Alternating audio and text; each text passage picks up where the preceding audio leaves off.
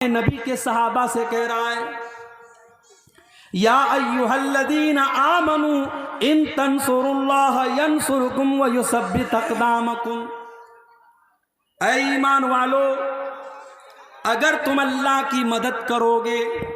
اب یہاں ایک چیز اور نوٹ کر لیجیے، ہماری اتنی اوقات نہیں کہ ہم اللہ کی مدد کر سکیں، نہ اللہ کی مدد کا مطلب کیا ہے بھائی؟ اللہ کے ہماری مدد کا محتاج ہے؟ نہیں، مدد تو چھوڑ دو۔ اگر کوئی نمازی، کوئی زکوٰۃ دینے والا، کوئی روزہ رکھنے والا، کوئی حج کرنے والا، کوئی عمرہ کرنے والا اگر یہ سمجھتا ہے کہ اس کی عبادت سے اللہ کو کوئی فائدہ پہنچ رہا ہے، اللہ کا کوئی بھلا ہو رہا ہے، یا اللہ کو کوئی فیض پہنچا رہا ہے، اپنے دماغ سے یہ کیڑا نکال دو۔ اللہ کے نبی فرماتے ہیں، اللہ تعالیٰ کہتا ہے یا عبادی، اے میرے بندو، لو ان اولکم وآخرکم وانسکم وجنکم کانوا علی اتقی قلب رجل واحد منکم، اے میرے بندو، جتنے انسان ہیں اور جتنے جنات ہیں اور جتنے پہلے کے لوگ ہیں اور جتنے بعد کے لوگ ہیں، سارے کے سارے لوگ اگر متقی بن جائیں، پرہیزگار بن جائیں، اللہ سے ڈرنے والے بن جائیں، دنیا میں سب سے نیک انسان کے جیسے بن جائیں، اللہ فرماتا ہے ما زاد فی ملکی شیئا، اے میرے بندو تم سب کے سب متقی اور پرہیزگار بن جاؤ، پھر بھی میری سلطنت میں کوئی اضافہ ہونے والا نہیں ہے۔ اور اے میرے بندو کان کھول کر کے سن لو، جتنے آدم کی اولاد ہیں اور جتنے جنات ہیں اور جتنے پہلے کے لوگ ہیں اور جتنے بعد کے لوگ ہیں، سب کے سب میرے نافرمان ہو جائیں، سب کے سب اللہ کی نافرمانی کرنے لگے، گناہ کرنے لگے، ما نقص من ملکی شیئا، میری حکومت میں، میری سلطنت میں، میری بادشاہت میں کوئی کمی آنے والی نہیں ہے۔ اللہ کو کوئی فائدہ نہیں ہے، اور ہماری اتنی اوقات نہیں کہ ہم اللہ کی مدد کر سکیں۔ تب اس آیت کا کیا مطلب ہے بھائی؟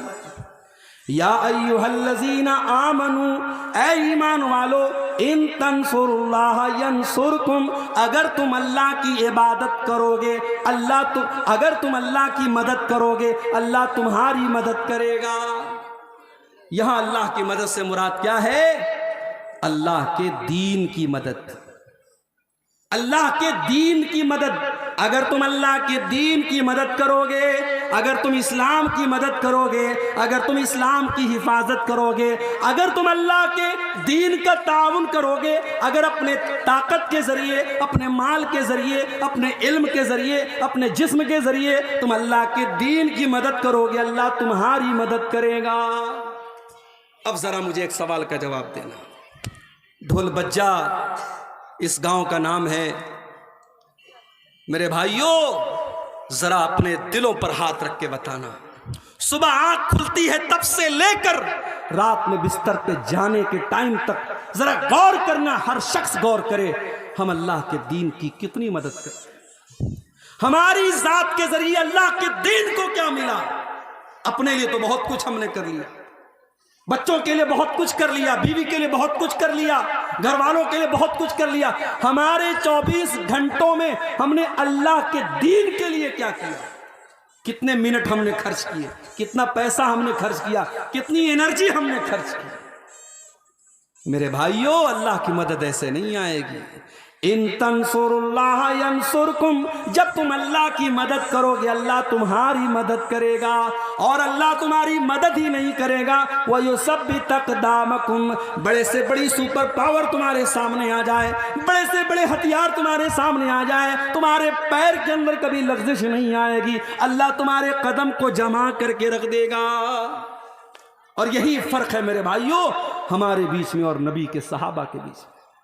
نبی کے صحابہ اللہ کے دین کی مدد کے لیے ہر وقت تیار رہتے تھے۔ ذرا جنگ احد کا منظر دیکھو میرے بھائیوں، جنگ احد میں چند مسلمانوں کی غلطی سے جیتی ہوئی جنگ ہار گئے مسلمان، اور سارا پانسا پلٹ گیا، اللہ کے پیارے نبی زخمی ہو گئے۔ اصل میں بار بار یہ جو ہے نا مائک، اس کی وجہ سے دباؤ کی وجہ سے جھک جا رہا ہے،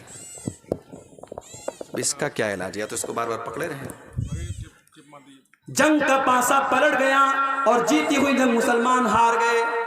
بڑے غور سے سننا میرے بھائیوں، جنگ مسلمان ہار گئے، اللہ کے نبی زخمی ہوئے، آپ کا چہرہ لہو لہان ہو گیا، اور 70 صحابہ کرام بھی شہید ہو گئے۔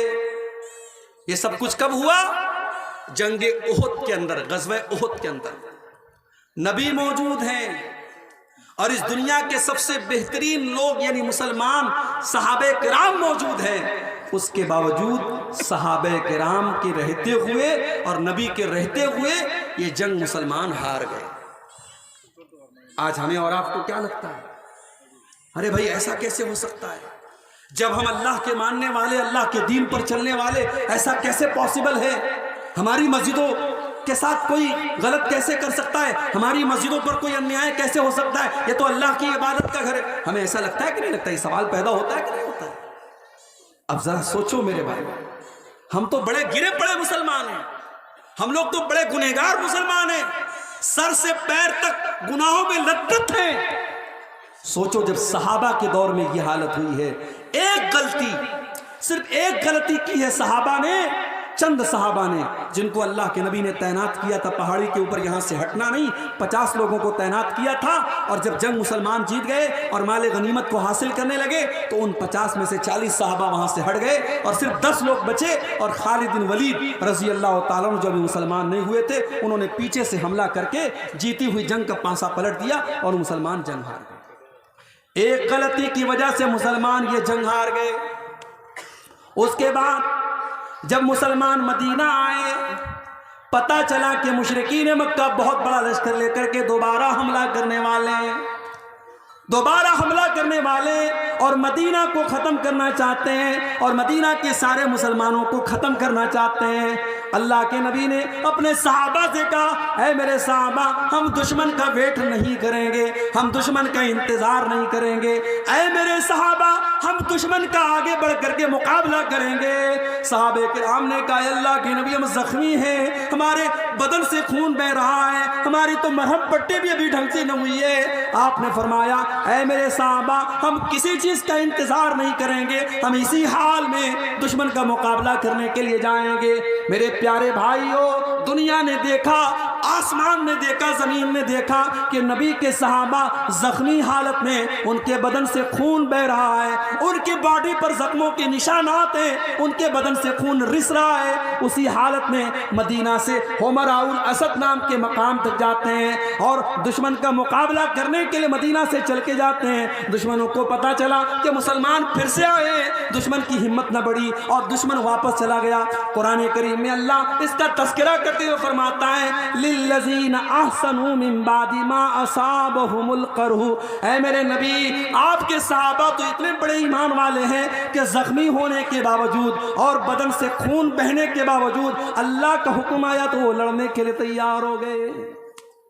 یہ تھے نبی کے صحابہ، وہ نبی کے لیے، اللہ کے دین کے لیے، اپنے نبی کے دفاع کے لیے، اپنے دین کے ڈیفنس کے لیے ہر وقت تیار رہتے تھے میرے بھائی۔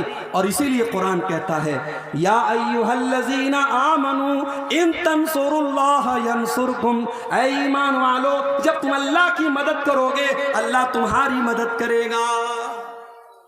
آج تو حالت یہ ہے، 100 روپیہ چندہ دینے کی حیثیت رکھنے والا 10 روپیہ بڑی مشکل سے دیتا ہے۔ کبھی اور کرنا، ریسٹورنٹ میں 10 کی نوٹ آپ کو بہت کم ملے گی، شراب کے اڈوں پر 10 کی نوٹ بہت کم ملے گی، زنا کے اڈوں پر 10 کی نوٹ بہت کم ملے گی، مسجد کی پیٹی میں دیکھنا 10 کی نوٹ بہت زیادہ ملے گی۔ جو سب سے چھوٹا اماؤنٹ ہوتا ہے وہ ہم مسجدوں میں دیتے ہیں، مدرسے میں دیتے ہیں۔ ہمارے یہاں سائنس پڑھانے والا ٹیچر آئے، ہم 2000 روپیہ مہینہ دیں گے۔ میتھ پڑھانے والا ٹیچر آئے، ہم 3000 روپیہ مہینہ دیں گے۔ ہندی اور انگلش پڑھانے والے کو 1000 روپیہ مہینہ دیں گے۔ اور بیچارے مولوی صاحب اور حافظ صاحب قرآن پڑھانے کے لیے آئیں گے تو ہم مول بھاؤ کریں گے، حافظ صاحب 500 روپیہ لے لیجیے۔ قرآن اور دین کے علم کی ویلو ہم نے گھٹا کے رکھی ہے میرے بھائی۔ انگلش میڈیم کے نام پر ہماری جیبوں سے 2-2000 روپے فیس نکل جاتی ہے، اور مدرسے میں کہیں 100 روپے فیس لگ جائے تو ہم تانا مارتے، صاحب مدرسے والے بھی 100 روپیہ فیس مانگنے لگے۔ دین کی ویلو کو ہم نے کم کر دیا میرے بھائی، دین کی اہمیت ہماری نظروں میں ہم نے حقیر کر دیا، اور آج حالات یہ ہیں دین کو ساری دنیا میں تماشا بنا کے رکھ دیا۔ میرے پیارے ساتھیوں، جنگ تبوک کا موقع یاد کرو، جنگ تبوک کا موقع یاد کرو۔ گرمی کا موسم ہے، مئی جون کا مہینہ ہے، کھجوروں کے پکنے کا ٹائم ہے۔ اللہ کے نبی اپنے صحابہ سے کہتے ہیں، اے میرے صحابہ، ہم کو تبوک کے لیے جانا ہے، ہم کو 700 کلومیٹر لمبا سفر کرنا ہے۔ اے میرے صحابہ، میرے پاس ہتھیار نہیں ہے، میرے پاس سواری نہیں ہے۔ اے میرے صحابہ، تم تعاون کرو، تم دان دو، تم چندہ دو۔ اے میرے صحابہ، میں تمہیں جنت کی گارنٹی دیتا ہوں۔ صحابہ کرام نے اپنی اپنی حیثیت کے مطابق، اپنی اپنی طاقت کے مطابق بڑھ چڑھ کر کے تعاون کرنا شروع کیا۔ عثمان غنی نے بہت سارے اونٹ بھی دے دیے، بہت سارے گھوڑے بھی دے دیے، اور 1000 سونے کے سکے بھی دے دیے۔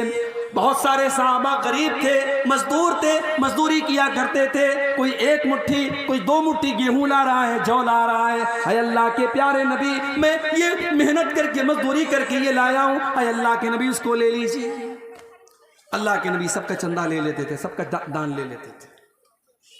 اتنے میں حضرت عمر فاروق آئے۔